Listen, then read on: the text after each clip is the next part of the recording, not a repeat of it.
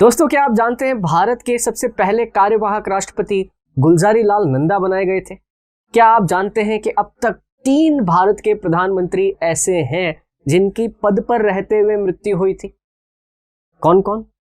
जवाहरलाल नेहरू, लाल बहादुर शास्त्री और श्रीमती इंदिरा गांधी। क्या आप जानते हैं एक प्रधानमंत्री के रूप में सबसे छोटा कार्यकाल किसका रहा है?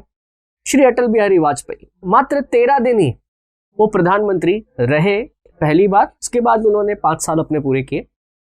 क्या आप जानते हैं चौधरी चरण सिंह ऐसे एकमात्र प्रधानमंत्री रहे हैं जो प्रधानमंत्री बनने के बाद एक बार भी संसद नहीं जा सके, लोकसभा में पैर नहीं रख सके और उनकी सरकार चली गई।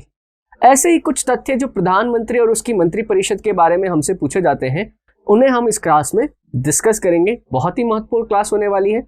जरूर इस क्लास को आप ढंग से देखिए, अच्छे से अपने नोट्स तैयार करिए। सामने मैं लिखता रहता हूँ, अंडरलाइन भी करता रहता हूँ। तो जैसा कि हमारा उद्देश्य है कि अगले कुछ दिनों में आपकी पॉलिटी मजबूत हो जाए, उसीलिए हम ये क्लास कर रहे हैं। मैं सौरभ भारती आप सभी का स्वागत करता हूँ डिजिटल ट्रेडर के इस चैनल पर। आशा करता हूँ आपको मेरी क्लासेस पसंद आ रही होंगी। तो आइए शुरू करते हैं। दोस्तों, प्रधानमंत्री, देखिए सबसे पहले तो प्रधानमंत्री का जिक्र कहाँ है? अनुच्छेद 74 के अंदर, आर्टिकल 74, अनुच्छेद 74 के अंदर लिखा है कि राष्ट्रपति की मदद करने के लिए एक प्रधानमंत्री और मंत्रिपरिषद का गठन किया जाएगा और राष्ट्रपति प्रधानमंत्री की सलाह से काम करेगा। तो प्रधानमंत्री का पद का एक चुनाव होगा या प्रधानमंत्री का पद होगा, इसका जिक्र किसमें है? अनुच्छेद 74 में। अगला जो आर्टिकल है, आर्टिकल 75, उसमें बड़ी इंपॉर्टेंट बात लिखी हुई है। वो कहता है कि मंत्रिपरिषद जो है वो सामूहिक रूप से लोकसभा के प्रति उत्तरदायी होती है। मंत्रिपरिषद सामूहिक रूप से किसके प्रति? लोकसभा के प्रति उत्तरदायी होती है। इसका अर्थ है लोकसभा के जितने भी सांसद हैं वो किसी भी मंत्री से कैसा भी सवाल पूछ सकते हैं और मंत्री को उसका जवाब देना होगा। तो मंत्रिपरिषद सामूहिक रूप से किसके प्रति उत्तरदायी है? लोकसभा के प्रति। और व्यक्तिगत रूप से किसके प्रति उत्तरदायी है? राष्ट्रपति के प्रति। व्यक्तिगत राष्ट्रपति भी जो है इनसे प्रश्न पूछ सकता है। ये बड़ा फेमस क्वेश्चन है, इसको जरूर याद रखें। मंत्रिपरिषद सामूहिक रूप से किसके प्रति उत्तरदायी है? लोकसभा के प्रति। तो दोस्तों, जैसा कि पिछले कुछ समय से हम लोग पढ़ रहे थे संसद के बारे में, मैंने आपसे कहा था संसद के 3 अंग हैं, लोकसभा, राज्यसभा और राष्ट्रपति। राष्ट्रपति को आपने विस्तार से पढ़ा, लोकसभा राज्यसभा को आज ने विस्तार से पढ़ा। आज बात करते हैं कि लोकसभा और राष्ट्रपति कैसे मिलजुल कर इस देश की सरकार चलाती है। मैंने आपसे कहा भी था, लोकसभा के अंदर जो बहुमत दल का नेता होगा उसे राष्ट्रपति आमंत्रित करेगा प्रधानमंत्री की शपथ लेने के लिए। प्रधानमंत्री को अधिकार होगा कि वो अपना मंत्रिमंडल या अपने विभाग के मंत्रियों को चुन सके। ये पूर्णतः प्रधानमंत्री की स्वतंत्रता होगी। तो हमने क्या बात करी? अनुच्छेद 74, राष्ट्रपति प्रधानमंत्री की नियुक्ति करेगा और राष्ट्रपति प्रधानमंत्री की सलाह से अन्य मंत्रियों की नियुक्ति करेगा।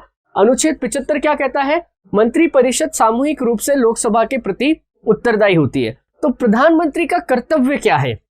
प्रधानमंत्री का कर्तव्य है कि वो राष्ट्रपति को संघ के प्रशासन और विधान संबंधित मंत्रिपरिषद के सभी निर्णय राष्ट्रपति को बताएं। और यहाँ यही जो लाइन लिखी हुई है कर्तव्य की, यहाँ पर यह बात साबित हो जाती है कि प्रधानमंत्री और मंत्रिपरिषद व्यक्तिगत रूप से किसके प्रति उत्तरदायी होते हैं? व्यक्तिगत रूप से ये राष्ट्रपति के प्रति उत्तरदायी होते हैं। राष्ट्रपति कभी भी प्रधानमंत्री और उसके मंत्रियों को क्वेश्चन कर सकता है, शासन के किसी भी निर्णय के बारे में उनके साथ जानकारी प्राप्त कर सकता है। बात करें कि प्रधानमंत्री पद की योग्यता क्या होनी चाहिए, कौन प्रधानमंत्री बन सकता है? तो देखिए, प्रधानमंत्री बनने के लिए आपकी जो योग्यता है वो होनी चाहिए कि आप पहले तो भारत के नागरिक होने चाहिए। और देखिए, टेक्निकली आपकी आयु, न्यूनतम आयु कितनी होनी चाहिए? 25 वर्ष की होनी चाहिए। क्योंकि देखिए, लोकसभा का सांसद चुनने के लिए आपको 25 वर्ष का होना आवश्यक है। इसलिए जो लोकसभा का सांसद बन सकता है वो प्रधानमंत्री भी बन सकता है।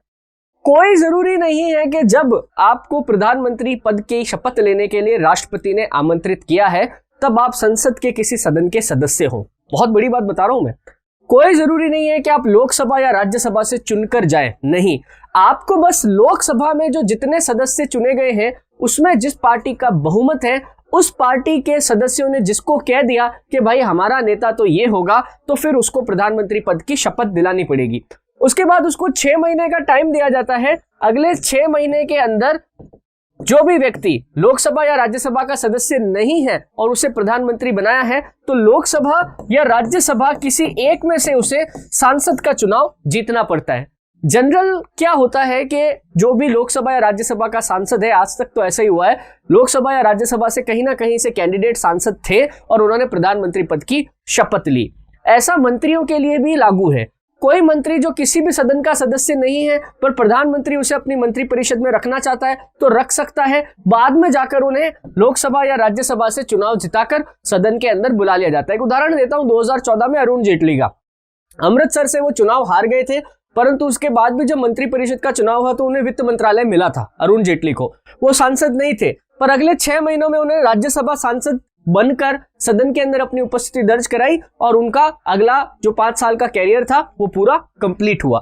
तो मेरे कहने का मतलब यहाँ पे यह है कि कभी आपसे पूछ ली जाए कि प्रधानमंत्री बनने के लिए आपको क्या योग्यताएं चाहिए, तो आप भारत के नागरिक होने चाहिए, आपकी आयु 25 वर्ष न्यूनतम होनी चाहिए, सदन का सदस्य जब आपको शपथ दिलाई गई है तब जरूरी नहीं है, परंतु उसके बाद 6 महीने के भीतर आपको लोकसभा या राज्यसभा की सदस्यता लेनी होगी। अगर आप पहले से सदस्य हैं तो इट्स ओके, आप अपना कार्यकाल कंटिन्यू कर सकते हैं।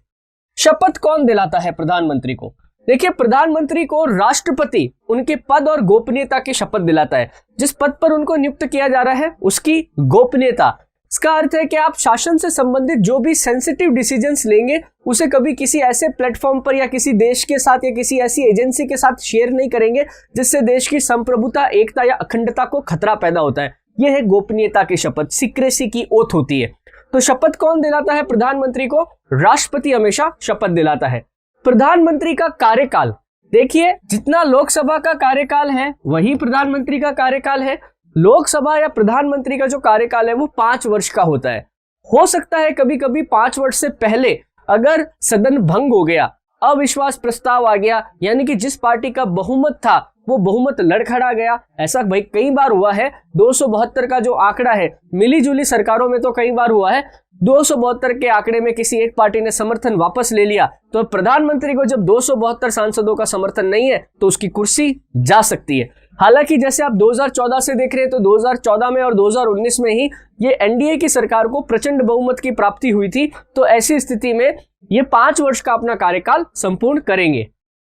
वो राष्ट्रपति के प्रसाद पर्यंत अपने पद पर बना रहता है, परंतु इसका अर्थ नहीं है कि राष्ट्रपति किसी भी समय प्रधानमंत्री को उसके पद से हटा दे।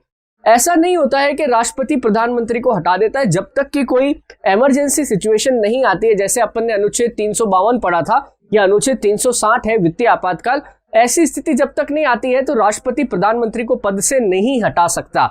बात समझ रहे? इसके लिए बकायदा वो लोकसभा के अंदर विश्वास अविश्वास प्रस्ताव लाने पड़ेंगे। अगर इस प्रकार का कोई प्रस्ताव पारित हो जाता है लोकसभा में, प्रधानमंत्री को और उसकी सरकार को बहुमत ही नहीं है, तब तो राष्ट्रपति उसे हटाएगा। अदरवाइज ऐसे ऑड डे में कभी भी राष्ट्रपति प्रधानमंत्री को हटा नहीं सकता है। सिर्फ आप अनुच्छेद 352 या 360 को ले लीजिए, जब भारत में कोई आपातकाल की स्थिति हो जाएगी तब राष्ट्रपति लोकसभा को भंग करके या उसको निलंबित करके शासन की शक्तियां अपने हाथ में ले लेता है। प्रधानमंत्री को जब तक लोकसभा में बहुमत है राष्ट्रपति उसे नहीं हटा सकता है। लोकसभा में अपना बहुमत खो देने पर उसे अपने पद से त्याग पत्र देना होगा। अगर ऐसी स्थिति में वो लोकसभा में बहुमत नहीं है और फिर भी प्रधानमंत्री जबरदस्ती अपने पद पर बना रहता है, तब राष्ट्रपति उसे पद से हटा सकते हैं। नेक्स्ट देखिए, संसदीय परंपरा में प्रधानमंत्री और राष्ट्रपति के बीच में संबंध क्या है? देखो, राष्ट्रपति और प्रधानमंत्री का बड़ा आप देखें तो चोली दामन का साथ है। आप देखेंगे जो हमारी कार्यपालिका है, एग्जीक्यूटिव है। जब मैंने आपको राष्ट्रपति पढ़ाया था तो मैंने आपसे बताया था कि राष्ट्रपति कार्यपालिका का प्रधान होता है। जो सभी काम होते हैं, सभी ऑर्डर जो होते हैं, सभी अध्यादेशों को कानून बनाने के लिए जो अंतिम हस्ताक्षर किए जाते हैं वो राष्ट्रपति के द्वारा किए जाते हैं। बट वास्तविकता में क्या है? राष्ट्रपति एक सिर्फ सिंबल है। सारे काम, सारे डिसीजन कौन करते हैं? प्रधानमंत्री और उनकी मंत्रिपरिषद करते हैं। तो देखिए, संसदीय परंपरा के आधार पर राष्ट्रपति संवैधानिक प्रधान होते हैं, परंतु प्रधानमंत्री वास्तविक प्रधान होते हैं। बात समझ रहे? दोनों के ऊपर आप देखिए तो क्रॉस चेक किया गया है। हमारे संविधान के अंदर किसी भी एक व्यक्ति को एब्सोल्यूट पावर नहीं दी है। हर व्यक्ति के ऊपर एक ना एक चेक रखा जाता है। इसका मतलब है वो किसी ना किसी के प्रति जवाबदेह होता है। भाई अपन राष्ट्रपति को पूरा ही प्रधान बना देते तो फिर राष्ट्रपति की पूरी तरह से आप देखें तो मोनोपोली हो सकती थी या जो भी है, पर हमने क्या किया, राष्ट्रपति काम तो करेगा पर प्रधानमंत्री और मंत्रिपरिषद की सलाह पर काम करेगा। अब प्रधानमंत्री और मंत्रिपरिषद जो है वो किसके प्रति उत्तरदायी होंगे, राष्ट्रपति के प्रति उत्तरदायी होंगे। तो आप देखेंगे दोनों को ही क्रॉस बैलेंस किया गया है। प्रधानमंत्री बहुमत दल का नेता होता है और वास्तविक कूटनीति का निर्माता होता है। जितने भी डिसीजन लिए जाते हैं, सरकार के महत्वपूर्ण निर्णय होते हैं, वो सब प्रधानमंत्री की सहमति से ही होते हैं। प्रधानमंत्री मंत्रिपरिषद का भी प्रधान होता है। जितने भी मंत्री हैं, चाहे रक्षा मंत्री, वित्त मंत्री, जो प्रधानमंत्री की कैबिनेट कहलाती है, मंत्रिमंडल कहलाता है, उस मंत्रिमंडल का सर्वे सर्वा प्रधानमंत्री खुद है। प्रधानमंत्री सबसे मतलब सलाह ले सकता है, सब कुछ कर सकता है, परंतु अंतिम डिसीजन हमेशा प्रधानमंत्री ही लेता है। प्रधानमंत्री और राष्ट्रपति के बीच में आप संवैधानिक प्रावधान देखें तो राष्ट्रपति को सलाह देने के लिए प्रधानमंत्री और मंत्रिपरिषद एक होगी। ये कहां लिखा है, अनुच्छेद 74(1) में। यानी प्रधानमंत्री पद का जिक्र कहां है, अगर आपसे कभी पूछ ले तो आप आर्टिकल 74 बोलिएगा। राष्ट्रपति मंत्रिपरिषद से अपने निर्णय पर पुनर्विचार की मांग कर सकता है। राष्ट्रपति, मैंने कहा ना, राष्ट्रपति के प्रति प्रधानमंत्री और मंत्रिपरिषद व्यक्तिगत रूप से उत्तरदायी है। अगर कोई ऐसा डिसीजन जो राष्ट्रपति को ठीक नहीं लग रहा है, जो राष्ट्र के प्रति ठीक नहीं है, तो बकायदा राष्ट्रपति प्रधानमंत्री से कह सकता है कि आप इतने इस फला निर्णय के ऊपर वापस से विचार करिए। ये राष्ट्रपति की शक्ति है। 42वें संविधान संशोधन में यह प्रावधान किया गया है कि राष्ट्रपति मंत्रिपरिषद की सलाह पर कार्य करेगा। इसका क्या अर्थ है, एक्चुअली क्या हुआ कि जब राष्ट्रीय आपातकाल लगाया गया था ना, तो राष्ट्रीय आपातकाल में सिर्फ प्रधानमंत्री और राष्ट्रपति की आपसी सहमति हुई, और जिसमें आप नेशनल इमरजेंसी जिसको आप कहते हैं 1975 के अंदर इंदिरा गांधी के समय जो लगाई गई थी, तो उसमें कहा जाता है कि भाई जो फखरुद्दीन अली अहमद राष्ट्रपति थे वो तो बिल्कुल ही पपेट थे, और इंदिरा गांधी ने जबरदस्ती उनसे राष्ट्रपति शासन देश के अंदर राष्ट्रीय आपातकाल लगाने की मांग करी थी, जबकि इंदिरा गांधी का जो मंत्रिमंडल था उसकी कभी सलाह ली ही नहीं गई थी। तो बाद में ऐसा प्रावधान हुआ कि राष्ट्रपति जो है वो हमेशा मंत्रिपरिषद की सलाह से काम करेगा, प्रधानमंत्री और मंत्रिपरिषद की सलाह आवश्यक होगी। आगे देखिए आप, प्रधानमंत्री के कार्य क्या क्या है। देखो, वैसे तो प्रधानमंत्री के कार्यों की कोई अलग से लिस्ट नहीं बनी हुई है संविधान में, बट एक जनरल में हम क्या बात कर सकते हैं, मंत्रिमंडल की जो बैठकें होती है, कैबिनेट मिनिस्टर्स की जो बैठक होती है, वो उनकी अध्यक्षता करता है। मंत्रिमंडल और राष्ट्रपति के बीच में एक कड़ी का काम करता है। मंत्रियों के विभागों का बंटवारा करता है, विभागों में फेरबदल करता है। प्रधानमंत्री को यह अधिकार होता है, वो जिस व्यक्ति को चाहे, जिस सांसद को चाहे, वो विभाग दे सकता है। कभी समय समय आने पर वो उनके विभाग बदल भी सकता है। बात समझ रहे? कोई ऐसा नहीं है कि वो एक बार किसी को, मान लीजिए कोई हमने गृह मंत्री बना दिया तो अगले 5 साल तक वो बैठ जाएगा। नहीं, प्रधानमंत्री का अगर मन है तो वो उसको चेंज भी कर सकता है। प्रधानमंत्री की मृत्यु के बाद जो है पूरा मंत्रिमंडल जो है वो विघटित हो जाता है। प्रधानमंत्री की जैसी मृत्यु हो जाती है तो मंत्रिमंडल पूरा विघटित होता है। वापस से जो नया प्रधानमंत्री आएगा वो वापस फिर अपने जो भी मंत्री होंगे उनका चुनाव करेगा। प्रधानमंत्री की स्थिति समकक्षों में प्रथम होती है। इसका क्या मतलब है? देखो, वैसे तो क्या सभी सांसद है, प्रधानमंत्री भी एक सांसद है, परंतु उन सांसदों में खास करके जो मंत्री हैं सारे जितने भी, उसमें वो प्रथम है। बात समझ रहे? तो ये एक प्रधानमंत्री की अपनी एक पावर और है। नेक्स्ट देखिए, कुछ फैक्ट्स हैं प्रधानमंत्री से संबंधित, उन फैक्ट्स को आप याद रखेंगे। जैसे एक मैं लिख रहा हूं, भारत के प्रथम निर्वाचित प्रधानमंत्री, जब भारत में पहले आम चुनाव हुए तो सबसे पहले निर्वाचित प्रधानमंत्री कौन बने? जवाहरलाल नेहरू। बात समझ रहे? सर्वाधिक लंबा कार्यकाल, सबसे लंबा कार्यकाल किस प्रधानमंत्री का रहा है, कभी आपसे पूछ लिया जाए तो भी आपका आंसर क्या होगा? जवाहरलाल नेहरू। लगभग आप देखें तो वो 1950 से लेकर 1962 तक लगातार प्रधानमंत्री रहे। उससे पहले भी जब अंतरिम सरकार का गठन हुआ था तब भी जो है जवाहरलाल नेहरू भारत के प्रधानमंत्री थे। तो ये दो फैक्ट याद रखिए। भारत के पहले निर्वाचित प्रधानमंत्री कौन थे? जवाहरलाल नेहरू। सबसे लंबे समय तक आज तक प्रधानमंत्री का कार्यकाल किसका रहा है? जवाहरलाल नेहरू का रहा है। जवाहरलाल नेहरू जी की जब 1962 में मृत्यु हुई तो गुलजारी लाल नंदा जो है उनको कार्यवाहक, मतलब कि जब तक नए प्रधानमंत्री का चुनाव नहीं हो जाता तब तक आपके पास प्रधानमंत्री का पद बना रहेगा। तो जवाहरलाल नेहरू जी की जब मृत्यु हुई तब भी गुलजारी लाल नंदा के पास ही काम गया, और जब आगे चलकर 1966 के अंदर लाल बहादुर शास्त्री जी की मृत्यु हुई तब भी गुलजारी लाल नंदा को कार्यवाहक प्रधानमंत्री बनाया गया।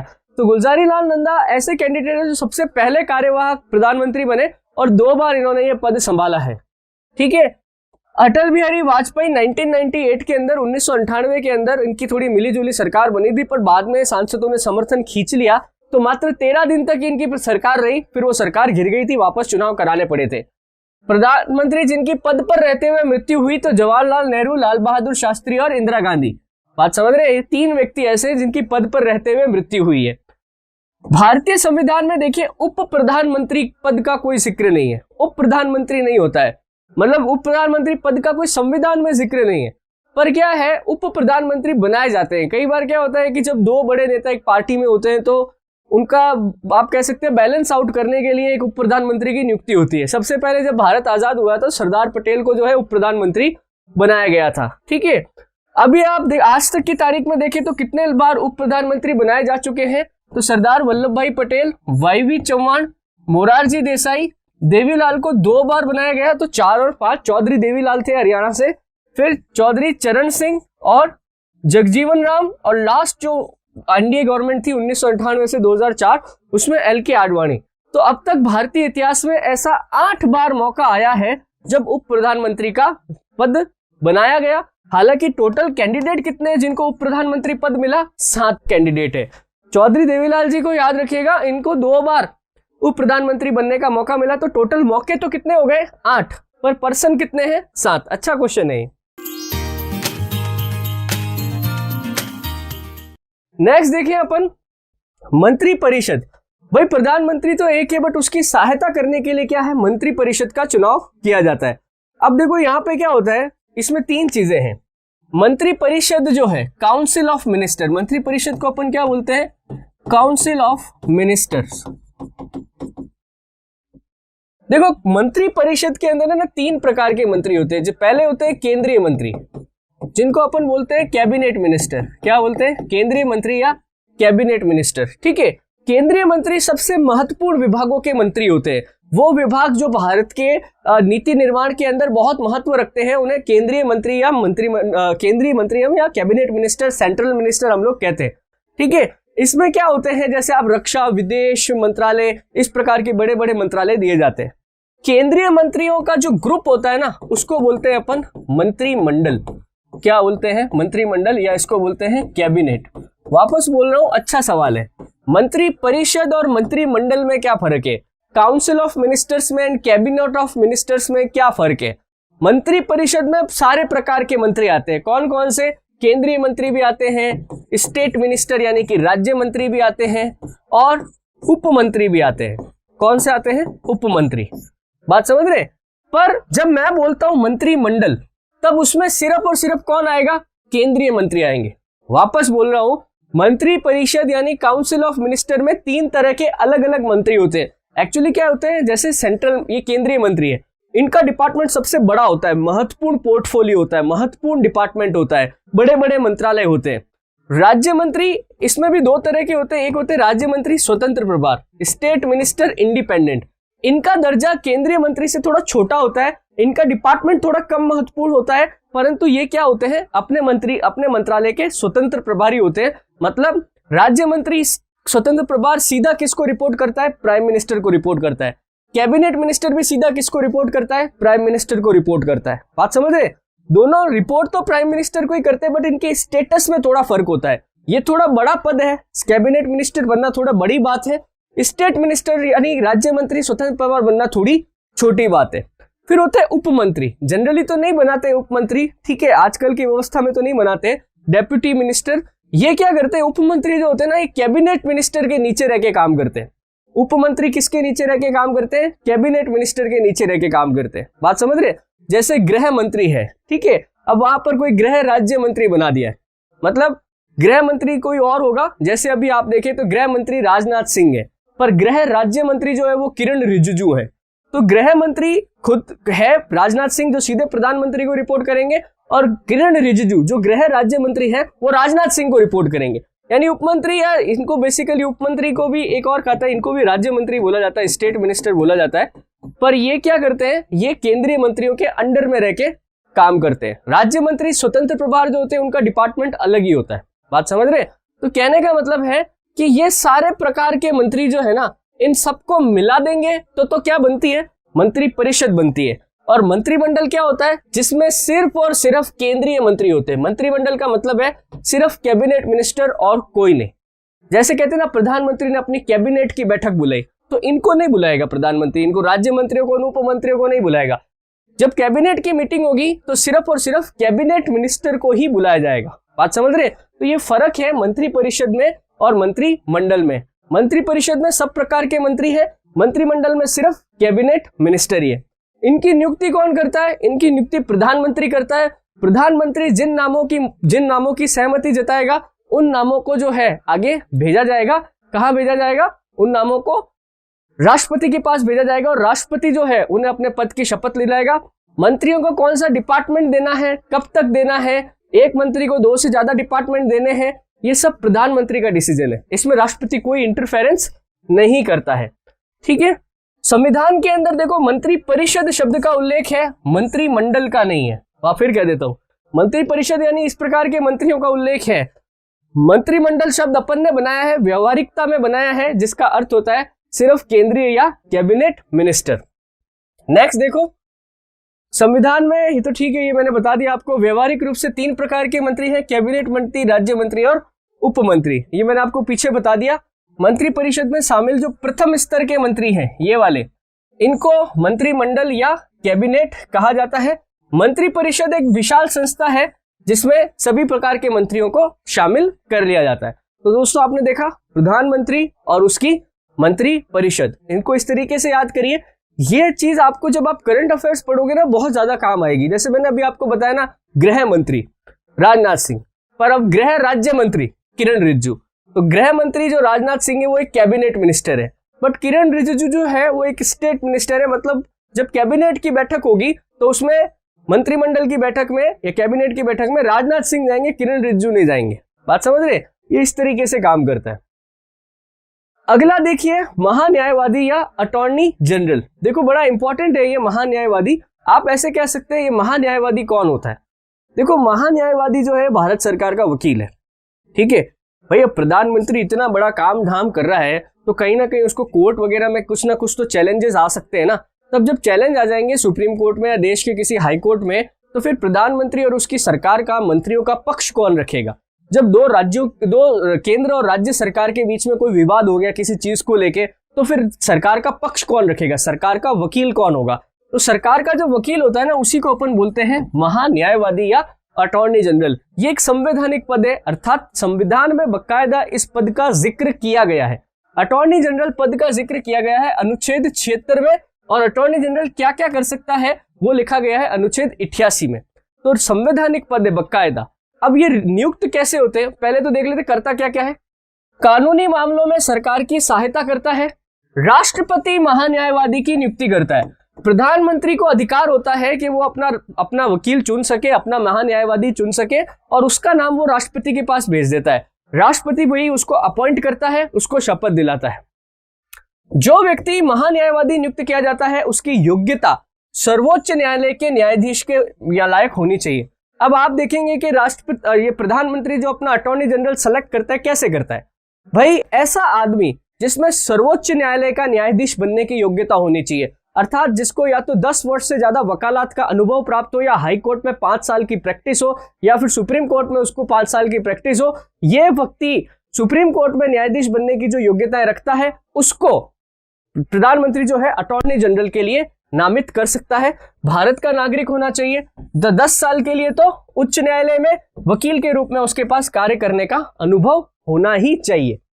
फिर देखिए नियुक्ति कैसे होती है, इसकी पदावधि क्या होती है। महान्यायवादी का कार्यकाल क्या होगा, इसके बारे में कुछ नहीं लिखा है। जब तक प्रधानमंत्री और मंत्रिपरिषद उसको चाह रही है तब तक उसको हटाया नहीं जा सकता है। वो राष्ट्रपति की मर्जी के अनुसार कार्य करता है, उसे किसी भी समय राष्ट्रपति द्वारा हटाया जा सकता है, उसका कोई कार्यकाल नहीं है। प्रधानमंत्री और मंत्रिपरिषद ने लिख के दे दिया कि इसको नहीं रखना है, तो राष्ट्रपति उसको हटा सकता है। बात समझ रहे हैं? उसको हटाने के लिए संविधान में कोई प्रक्रिया या आधार नहीं है।